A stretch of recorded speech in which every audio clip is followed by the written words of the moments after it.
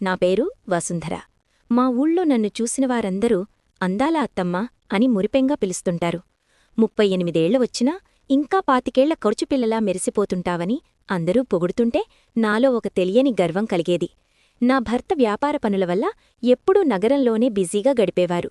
నెలకు 10 రోజులు కూడా ఇంట్లో ఉండటం ఆయనకు సాధ్యమయ్యేది కాదు. ఆ విశాలమైన బంగళాలో నా ఒంటరితనం తప్ప నాకు తోడు ఎవరూ ఉండేవారు కాదు. నా కూతురు పెళ్లి చేసి పంపించేశాను. నా అల్లుడు కార్తీక్ చూడటానికి ఎంతో ఆకర్షణీయంగా దృఢమైన శరీరంతో నగరపు నాగరికత ఉట్టిపడేలా ఉంటాడు. ఒకసారి నా కూతురు వాళ్ల అత్తగారింటికి వెళ్లగా కార్తీక్ తన ఆఫీస్ పనిమీద మా ఊరికి రావాల్సి వచ్చింది. అత్తమ్మగారు, 1 వారం రోజులు మీ ఇంట్లోనే ఉంటాను, ఇబ్బంది లేకపోతే అని ఫోన్ చేసి అడిగాడు. అదేం మాట కార్తీక్, ఇది నీ ఇల్లే కదా, రావచ్చు అని అన్నాను. కాని ఆ రాక నా ప్రశాంతమైన జీవితంలో ఎలాంటి అలజడి సృష్టిస్తుందో నేనప్పుడు ఊహించలేదు. కార్తీక్ ఇంటికి వచ్చినప్పట్నుండి నా మనసులో ఏదో తెలియని చలనం మొదలైంది. ఉదయాన్నే అతను వ్యాయామం చేస్తుంటే ఆ శరీర సౌష్ఠవాన్ని చూసి నాకు తెలియకుండానే ముగ్ధురాలినైపోయేదాన్ని. నా భర్త దగ్గర ఎప్పుడూ పొందని ఆ ఆప్యాయత, ఆ తీక్షణమైన చూపులు కార్తీక్ కళ్లల్లో కనిపించేవి. వాడు అత్తమ్మా అని పిలిచే ఆ పిలుపులో ఒక రకమైన మత్తు ఉండేది. భోజనం వడ్డిస్తున్నప్పుడు మా చేతులు తగిలినప్పుడు అతను సిగ్గుతో తలదించుకొని నవ్వే ఆ నవ్వు నా గుండెల్లో ప్రకంపనలు పుట్టించేది. ఒక సాయంత్రం బయట విపరీతమైన గాలివాన కురుస్తోంది. అప్పుడే కరెంట్ పోవడంతో ఇల్లంతా చీకటి ఆవరించింది. నేను హాల్లో కొవ్వొత్తి వెలిగిస్తుండగా కార్తీక్ వెనుక నుండి వచ్చి, అత్తమ్మా, ఇంత చీకటిగా ఉంటే భయమేస్తోంది అని సరదాగా అన్నాడు. నేను నవ్వుటూ వెనక్కి తిరిగేసరికి మా ఇద్దరి మధ్య దూరం కనుమరుగైపోయింది. అతని వెచ్చని శ్వాస నా ముఖానికి తగులుతోంది. ఆ చీకటిలో అతని కళ్ళు ఆరాధనతో మెరుస్తున్నాయి. అత్తమ్మా, మీరు నిజంగా చాలా అందంగా ఉన్నారు. మావయ్య మిమ్మల్ని ఎలా ఒంటరిగా వదిలి వెళ్తారో నాకు అర్థం కావడం లేదు అంటూ నా జుట్టును నిమిరాడు. అతని స్పర్శకు నా ఒళ్లంతా పులకించిపోయింది. లోపల వారించాలని ఉన్నా నా మనసు మాత్రం అతనికి బందీ అయిపోయింది. ఆ రాత్రి ఆ చీకటిలో వర్షపు చప్పుడు మధ్య మా మధ్య ఉన్న అన్ని హద్దులూ చెరికిపోయాయి. నా భర్త దగ్గర ఎప్పుడూ పొందని ఆ సాన్నిహిత్యం, భద్రత నాకు లభించాయి. నా ఏకాంతాన్ని, బాధను కార్తీక్ తన ప్రేమతో మాయం చేసేశాడు. వారం రోజులు గడిచాక కార్తీక్ వెళ్తుంటే నా కళ్లల్లో నీళ్లు తిరిగాయి. కార్తీక్, నువ్వు వెళ్ళిపోతే నేను మళ్లీ ఆ చీకటి గదిలో ఒంటరిదాన్నైపోతాను అని ఏడ్చేశాను.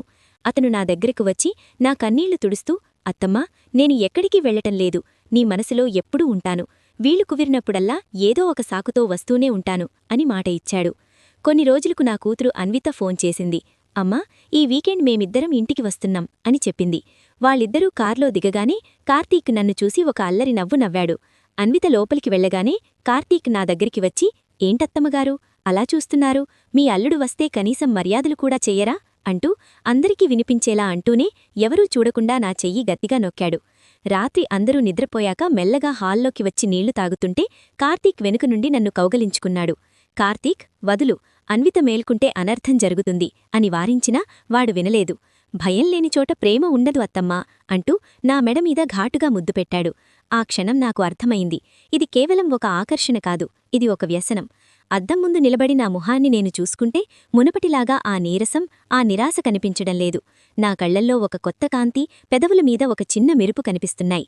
ఒక స్త్రీకి తనను ప్రేమించే పురుషుడు తోడుగా ఉన్నాడన్న నమ్మకం కలిగితే ఆత్మవిశ్వాసం ఎంతలా పెరుగుతుందో ఆ క్షణం నాకు అర్థమైంది. మా ఆయన ఆఫీస్కు వెళ్లగానే మా మధ్య ఫోన్లలో మాటల యుద్ధం సాగేది. ఆ మాటల్లో రొమాన్స్, విరహం, ఒకరినొకరు కలుసుకోవాలన్న ఆతృత అన్నీ ఉండేవి. ఒకరోజు కార్తీక్ ఫోన్ చేసి, అత్తమ్మా, ఈ శనివారం మావయ్య ఊర్లో ఉండరు కదా, నేను వస్తున్నాను, నీకోసం ఒక స్పెషల్ గిఫ్ట్ ప్లాన్ చేశాను అన్నాడు. వాడు అన్నట్టే శనివారం సాయంత్రం కారు దిగాడు. ఆ రోజు మా ఆయన పనిమీద పక్క ఊరికి వెళ్లారు, రాత్రికి రారు. తలుపు తీయగానే కార్తీక్ నన్ను ఒక్కసారిగా ఎత్తుకుని లోపలికి తీసుకెళ్లాడు. ఏంట్రా ఇది, ఎవరైనా చూస్తారు అని నేను వారించినా, ఈ కోటకి ఈరోజు నేనే రాజుని, నువ్వే నా రాణివి అంటూ నా పెదవులపై తన ముద్ర వేశాడు. ఆ రాత్రి వాడు తెచ్చిన గిఫ్ట్ చూసి నా కళ్ళు చెమర్చాయి. అది ఒక అందమైన పట్టుచీర.